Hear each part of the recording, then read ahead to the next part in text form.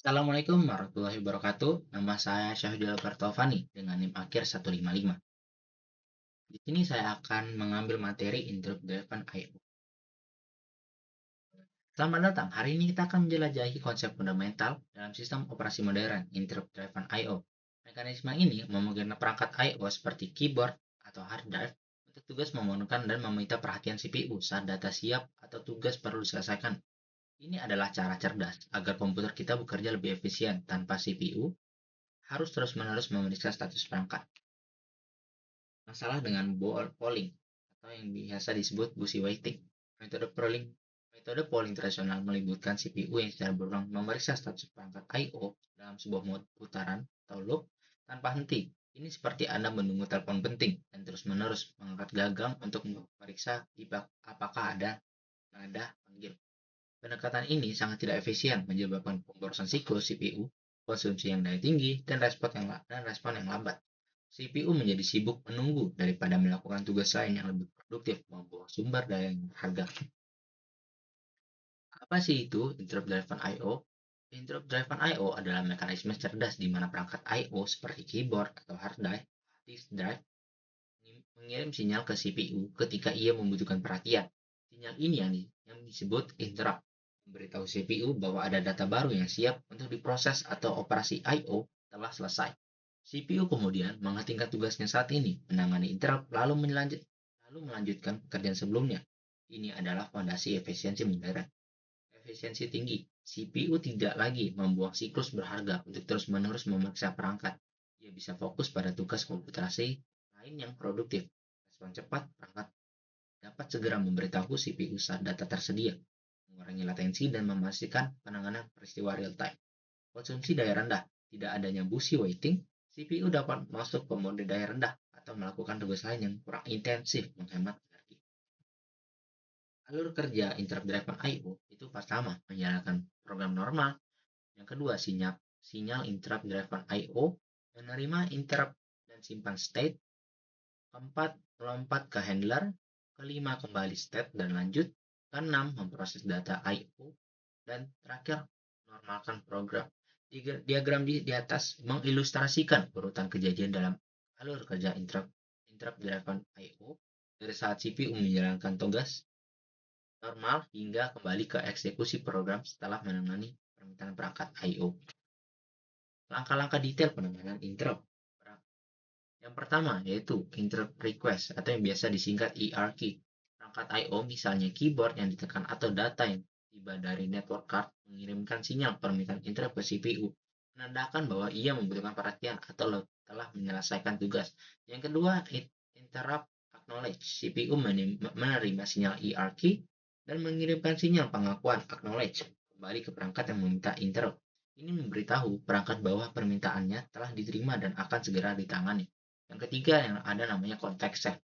Sebelum CPU dapat beralih untuk menangani interrupt, ia harus menyimpan status pekerjaan saat ini agar dapat kembali melanjutkan nanti. Ini melibatkan penyimpanan nilai-nilai register CPU, program kontak, dan status proses lainnya ke dalam stack. Yang keempat, ada namanya interrupt handler execution. CPU kemudian melompat ke lokasi memori yang telah ditentukan, yang biasa sering disebut interrupt vector table, untuk menemukan dan menjalankan kode khusus yang dirancang untuk menangani jenis interrupt tersebut. Kode ini dikenal sebagai interrupt service routine, yang biasa disingkat ISR atau interrupt handler. Yang kelima ada namanya context restore. Setelah interrupt handler selesai dieksekusi dan tugas perangkat I/O telah ditangani, CPU mengambil kembali semua konteks yang telah disimpan dari stack.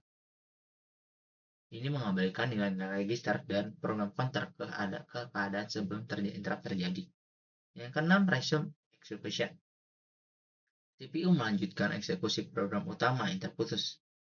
Seolah-olah tidak ada gangguan yang terjadi. Proses ini memastikan kelancaran operasi tanpa kehilangan data atau alur eksekusi. Ini adalah perbandingan polling sama interrupt driven I/O.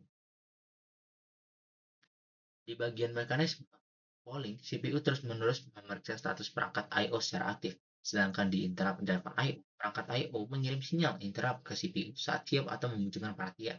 Di bagian efisiensi CPU sangat tidak efisien. Polling sangat tidak efisien. CPU sibuk menunggu dan membuang siklus.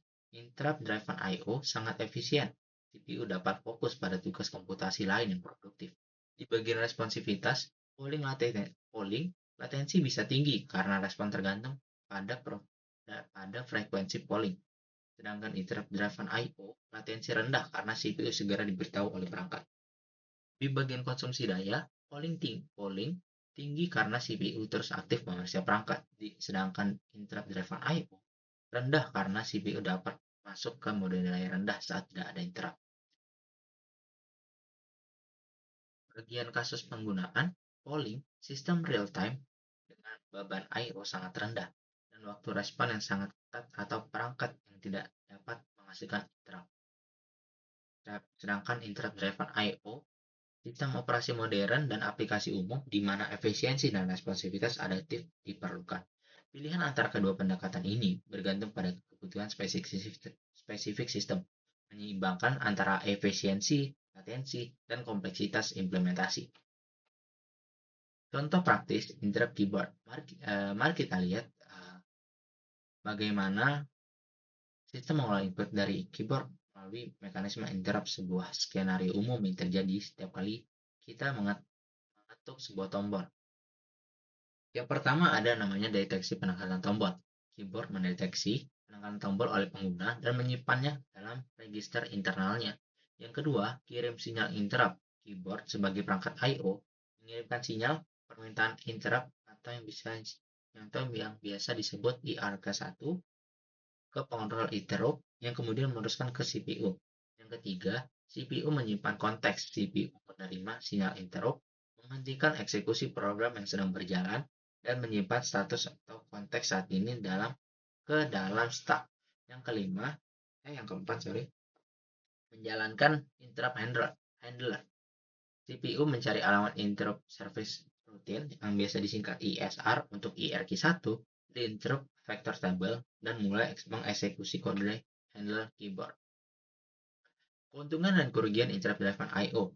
Meskipun pendekatan interrupt driven I/O memiliki beberapa tantangan, keuntungan yang ditawarkannya jauh lebih besar, menjadikannya pilihan utama untuk sistem operasi dan aplikasi modern.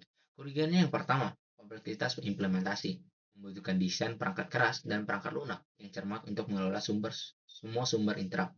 Yang kedua, overhead context switching. Setiap interrupt menimbulkan biaya waktu CPU untuk menyimpan dan memulihkan konteks program yang terinterupsi. Yang ketiga, potensi race condition. Jika tidak dikelola dengan baik, beberapa interrupt dapat menyebabkan kondisi balapan data yang berpotensi merusak integritas sistem. Ini adalah beberapa aplikasi dunia nyata interrupt driven I/O di sistem modern. Yang pertama, Network Interface Card atau yang biasa disingkat NIC. NIC menggunakan interrupt untuk memberitahu CPU saat paket data baru tiba atau saat transmisi selesai, mencegah CPU dari polling terus-menerus, dan memastikan responsivitas jaringan cepat. OS merutekan interrupt ke driver jaringan untuk pemrosesan data. Hard disk atau SSD, ketika operasi baca atau tulis pada disk selesai, controller disk akan mengirim interrupt ke CPU. Ini membebaskan CPU untuk melakukan tugas lain sementara data diproses. Dan manajemen I/O asinkron yang efisien oleh driver disk OS. Timer interrupt, chip timer menghasilkan interrupt secara berkala pada interval yang tetap.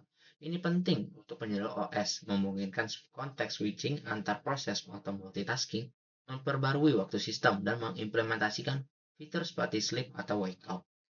USB controller menginterrupt saat ada peristiwa dari perangkat USB yang terhubung, seperti penangkatan tombol keyboard, gerakan mouse, atau selesainya transfer data dari flash drive. OS mengelola interrupt ini melalui driver USB untuk memproses input perangkat. Masing-masing contoh ini menunjukkan bagaimana interrupt memungkinkan sistem beroperasi secara efisien, responsif, dan hemat daya dengan hanya melibatkan CPU saat ada kejadian penting yang perlu ditangani. Kesimpulan dan ringkasannya, interrupt driven I/O adalah pilar vital dalam arsitektur komputasi modern, memfasilitasi komunikasi yang efisien antara CPU dan perangkat I/O. Poin-poin utama yang perlu diingat, yang pertama, mekanisme fundamental. Interrupt-driven I/O adalah fondasi dalam sistem operasi modern untuk mengelola interaksi perangkat keras. Yang kedua, efisiensi superior. Jauh lebih efisien dibandingkan teknik polling yang membuang siklus CPU kepada siklus CPU dengan pemeriksaan konstan. Yang ketiga, fokus CPU yang produktif memungkinkan CPU untuk mengalihkan fokus ke tugas komputasi produktif hanya terinterupsi saat ada peristiwa penting. Yang keempat, responsivitas dan daya optimal, mengurangi latensi sistem secara signifikan dan menghemat konsumsi daya dengan memungkinkan CPU masuk ke mode idle. Yang kelima, aplikasi luas digunakan di hampir semua perangkat I/O modern, termasuk keyboard, hard disk, NIC, dan USB untuk operasional yang lancar. Dan yang terakhir, manajemen kompleks membutuhkan manajemen yang cermat seperti masking, flexing untuk menghindari kondisi balapan dan memastikan integrasi sistem.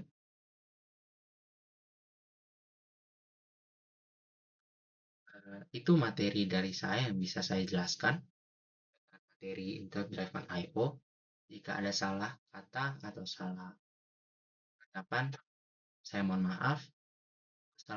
Wassalamualaikum warahmatullahi wabarakatuh.